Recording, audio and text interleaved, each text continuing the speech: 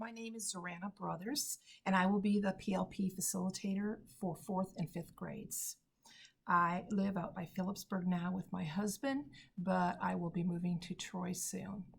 I have 2 grown children and 6 grandchildren, ages 20 to 5 months. My husband and I are originally from Michigan. We have a place north of Detroit where we spend our summers. We love to camp with our children and grandchildren all over the United States.